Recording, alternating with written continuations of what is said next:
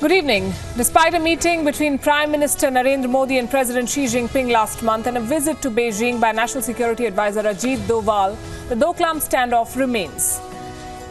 If there were any illusions about China trying to de-escalate, this should clear the picture. Not only does the saber rattling continue in the northeast, the Chinese army crossed the border in Uttarakhand last week, almost a kilometre into the Chamoli district. The government of India has tried to downplay this transgression as well. On Gravitas tonight, we examine how Beijing's bluffs and India's firm response are part of a strategic calculation on both sides. I'm Palki Sharma Upadhyay. The headlines first.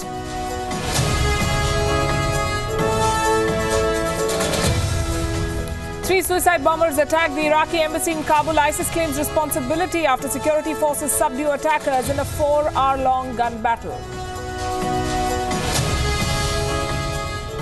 Donald Trump has a new chief of staff. Retired Marine Corps General John Kelly takes oath of office. Republicans say they hope the change will bring order to the White House.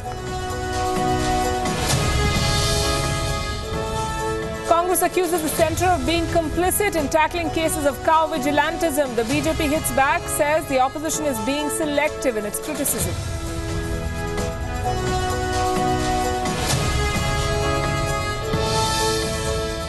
Facing a €14 million tax evasion charge, football star Cristiano Ronaldo appears in court to defend himself, says he has never hidden anything.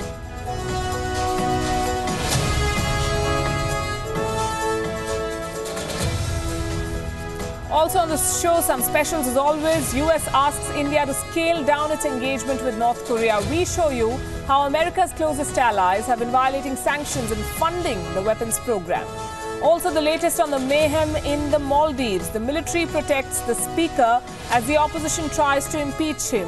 What are India's options as China backs the despotic president? Venezuela votes to change the constitution and further empower President Maduro. The West calls him a dictator and slams him as violence escalates. We bring you the other side of the story. Donald Trump will ratify sanctions on Russia. We ask why the Congress was in such a hurry to pass the bill and who is their real target, Vladimir Putin or Donald Trump.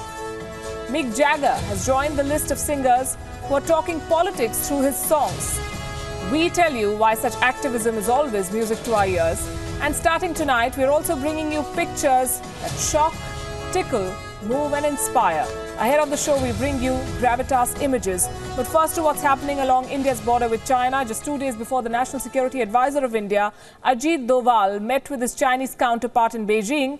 Chinese troops transgressed into Indian territory in the northern state of Uttarakhand. Chinese soldiers entered Uttarakhand's Barahoti area on the morning of the 25th of July, but withdrew the same day.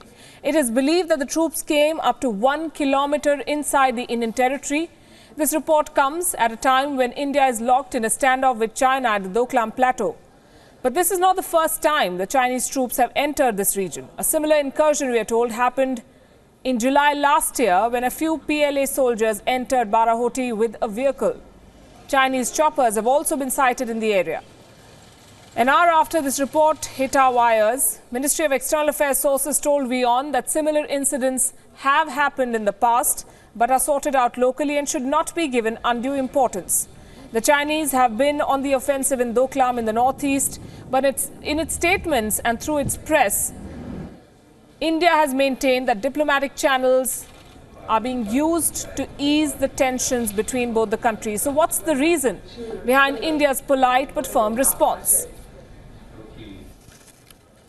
After prominent standoffs in Ladakh in 2013 and 2014, India, remember, stepped up its troop presence in border areas surrounding China to make them more combat ready at high altitudes.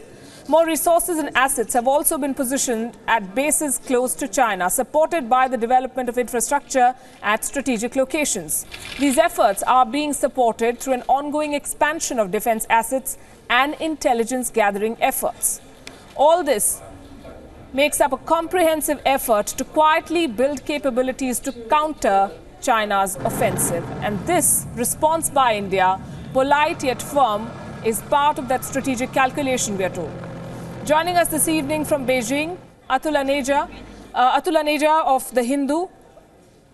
somebody who understands India-China relations very well and joins us here on Gravitas fairly often. Good evening, Atul. Good to have you on the show.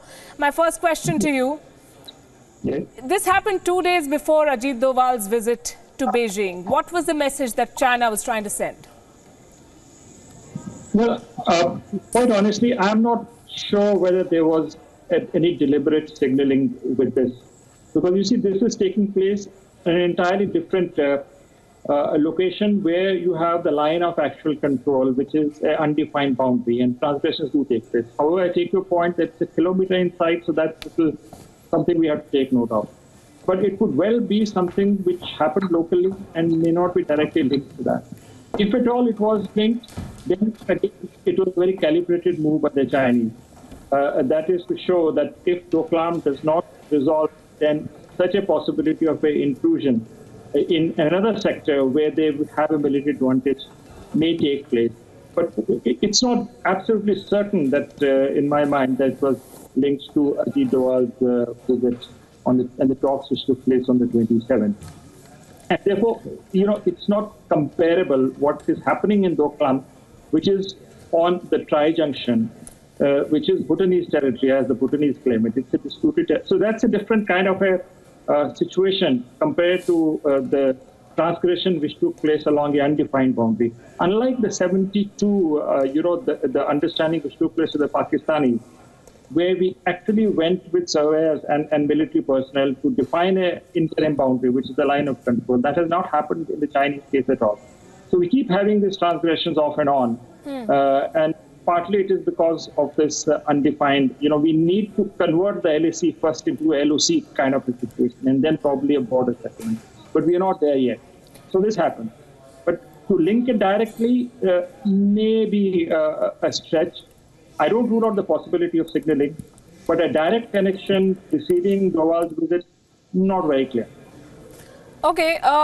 New Delhi has once again, and our sources in the ME also saying that this shouldn't be blown out of proportion. This has been Delhi's response in general to whatever has happened vis-a-vis China. And most of the analysts we've spoken to have called it a mature response. But is India's maturity being seen as India's weakness in Beijing? No, I don't think so. The very fact that Indian forces moved and, physically confronted the Chinese road-building party in the Doklam area has come as a huge surprise to the Chinese, and there is no doubt about it. This was completely unexpected, and therefore the response has been so sharp, and in a way, in the media, it has been even hysterical. So I don't think what India has done is seen as a sign of weakness in China.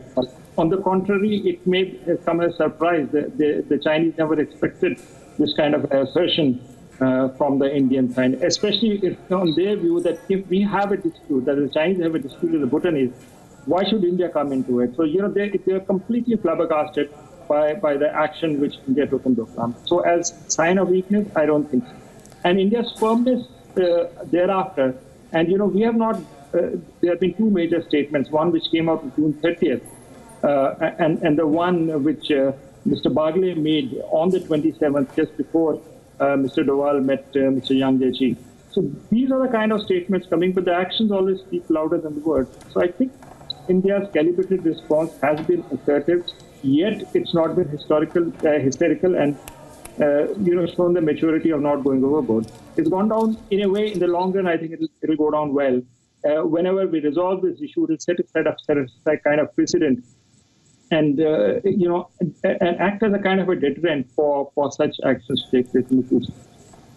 Ajit Doval is back, but no forward movement, at least in tangible terms, on Doklam. What do you think has been achieved on this visit then? I think the visit was important because the starting point. Of course, they met. First of all, there was this contention that they would never meet. They did. And they did talk about the Doklam issue. There is no doubt in my mind about it, and the sources I have spoken to. That was the question. Now is the exact formulation of how do Indian troops, step back. They can't do it unilaterally. If the Chinese have to step back, the question now is coming of distances which have to be done in terms of pullback.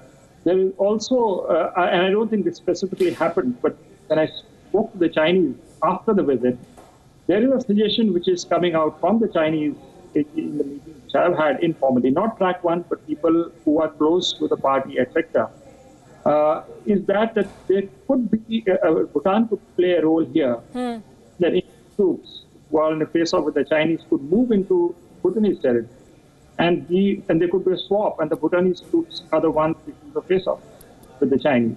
And then it's the Chinese and Bhutanese who talk directly with India doing the remote control work. And, the situation changes dramatically for Xi Jinping if the Chinese are facing the Bhutanese. So, he has more room for maneuver. And the two then decide to de-escalate, plus the winter is coming over there, and the matter gets confused. This is one idea which is coming out post Mr. Doval's visit. But I do believe that the initiation for a de-escalation has, and we should pursue that track, because in my mind, I'm clear that the diplomatic track has been set in motion. Now, how quickly does it resolve on the tricky matters of detail, which are extremely important. But I do think that there are two events which are taking place. The Chinese would probably want to wrap it up before the Xiamen summit, which is in early September, and also much before the 19th Party Congress takes place. And I don't see how it would, the prolongation with the possibility of a similar action by China, not in the Doklam area, but somewhere else. The Baramati incident, which started a discussion on, may be a signal by the Chinese that, look, we will not do a military action in Doklam because the terrain and the orbit doesn't favor them over there. But the possibility of doing an intrusion somewhere else where they have an advantage, and then the ball goes in India's court, that how do we do it? Do we do a swap between Doklam and what happens over there? So the situation for India's point of view also will become very messy if such a thing happens. So it's not just the Chinese who want to de-escalate, but I think the Indian side also wants to do that stuff. It has firmly made its point, but the time comes to diffuse this crisis. We'll see when that happens. Atul and Asia, thanks very much. As always, pleasure talking to you here on Gravitas.